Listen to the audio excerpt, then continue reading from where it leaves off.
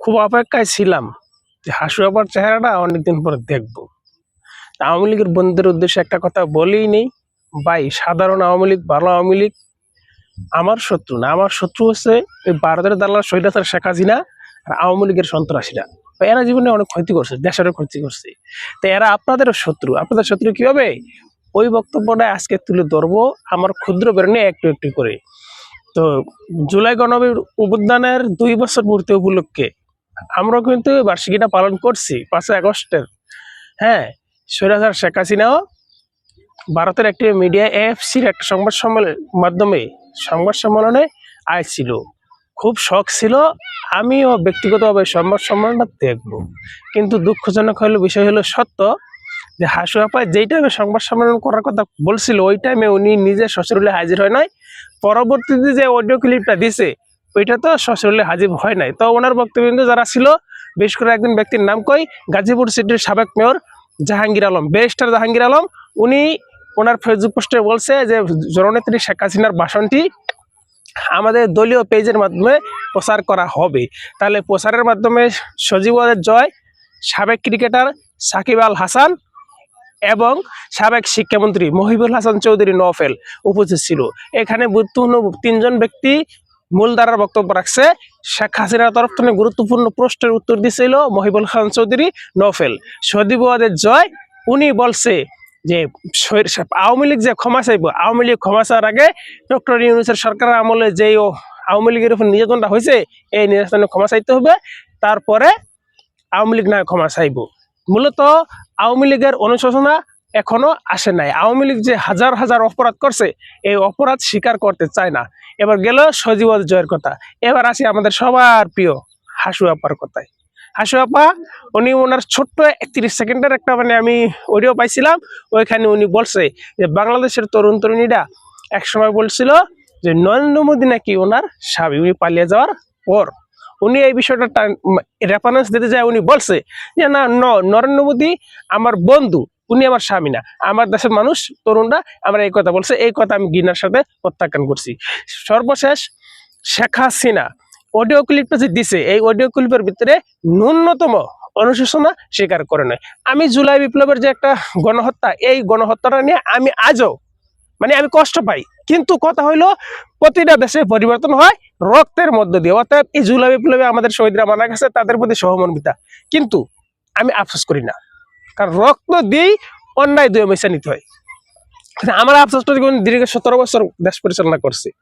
আচ্ছা, আমাদের দেশের সেনাবাহিনী কি অপরাধ করছিল যে পিলখানা হত্যাকাণ্ড ঘটায় আমার দেশের সেনাবাহিনী বিরুদ্ধে নামছে? আমার দেশের সাধারণ মানুষগুলো কি অপরাধ করছিল? উনি যে মানবাধিকার বারবার লঙ্ঘন করছে, উনি সারা বাংলাদেশের বিচার ব্যবস্থার 10 নামায় দিছিল। উনি শুধু সারা বাংলাদেশের বিচার ব্যবস্থা না, গ্রাম সালিশের যে এটা ব্যবস্থা, এই গ্রাম সালিশকে উনি ওনার দলীয়করণ করছিল। আওয়ামী লীগের নেতারা যার বিরুদ্ধে যাইতো তার জীবন জ্বালাপালা করে দিত। আমিও তার একজন ভুক্তভোগী। অতএব শেখ হাসিনা, তারপরে ইলিয়াস আলী সহ বিএনপি বিরোধী দলের নেতাকর্মী যারা আছে তাদের গুম খুন হত্যা করছে, এইটা নিয়েও শেখ হাসিনা দোষ স্বীকার করেন। তারপর শেখ হাসিনা বর্তমান যে নির্বাচিত সরকার, এই সরকার 51% 60% ভোট পায়া সরকার গঠন করছে। বিএনপিকে সরকার ম্যান্ডেট দিন, জনগণ সরকার গঠনের ম্যান্ডেট দিচ্ছে। অতএব বিএনপি সরকারে উনি বলে অবৈধ। তাহলে উনি যে 24 সালে নাটকটা করছিল, এই যে দামি নির্বাচন, এটা তো ছিল সব ওনার দলের লোকদের একটা পাতারও নাটক নির্বাচন করছিল, সেটারও ভুল স্বীকার করে নাই। তারপরে এই যে এবার একটা নির্বাচন গেল, নির্বাচনে জাতীয় পার্টি অংশগ্রহণ করছে। জাতীয় পার্টি তো ওনার অন্যতম সঙ্গী, জাতীয় পার্টি ভোট পায় না, এটা তাদের ব্যর্থতা। কিন্তু জাতীয় পার্টির একটা প্রার্থীর গায়ে বিএনপি জামায়াতের নেতাকর্মীরা হাত দিচ্ছে, প্রমাণকে দিতে পারবেন না। তাহলে জাতীয় পার্টি সুন্দরভাবে নির্বাচন করছে।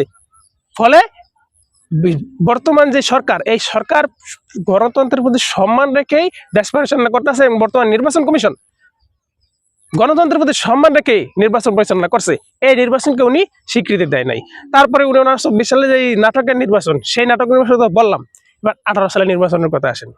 18 সালে আমরা যখন নির্বাচন করতে গেছিলাম, আমাদের বর্তমান শরীয়তপুর 3 আসনের এমপি, জাতীয় সংসদের মাননীয় হুইপ অপু ভাই, ওনার নির্বাচনী আমার শরীয়তপুরে, আমি ছাত্র জীবন শেষ করার পর শরীয়তপুরে আমার নির্বাচনী প্রোগ্রাম, এটা ফার্স্ট ছিল আমার জীবনের প্রথম।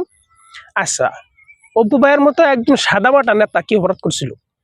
অপু ভাইকে রক্তাক্ত করছে, তারপরে অপু ভাই যখন হাসপাতালে ভর্তি হয়েছে, আমাদের গ্রামের সাধারণ যে নেতাকর্মীগুলো আছে তাদেরকেও আওয়ামী লীগের নেতাকর্মীরা দৌড়া বাড়ি ছাড়া করছে।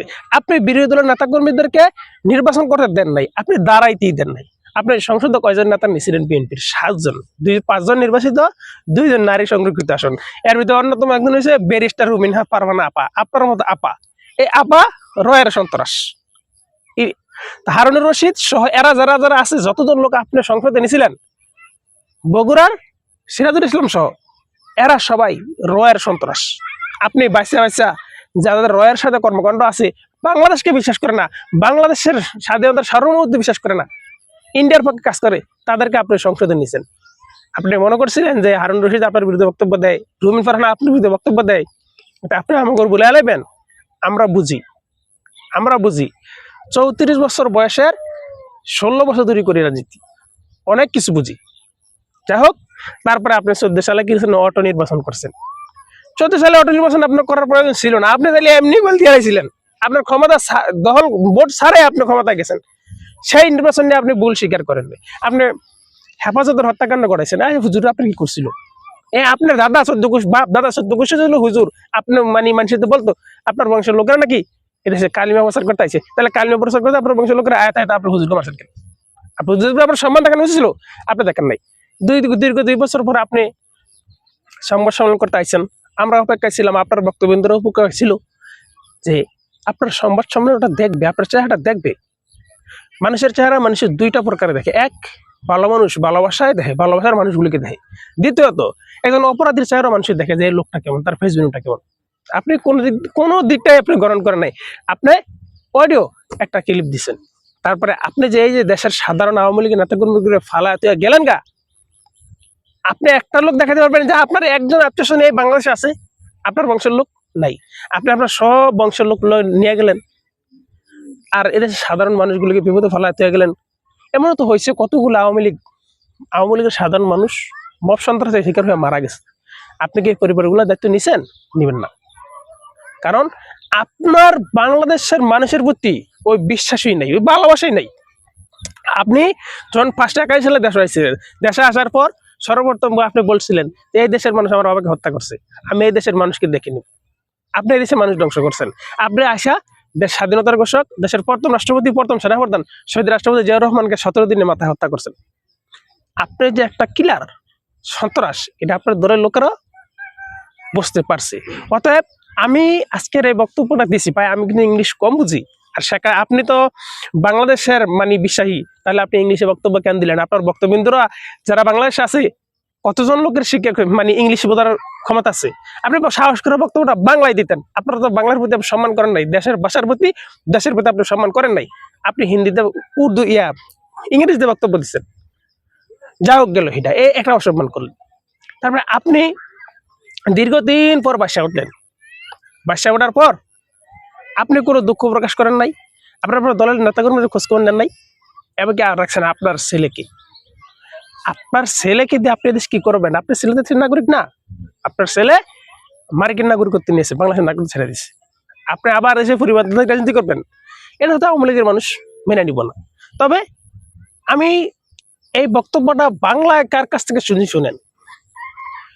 আওয়ামী লীগ পন্থী একজন ব্যারিস্টার আছে, ব্যারিস্টার মুফাজ্জল ইসলাম নাম।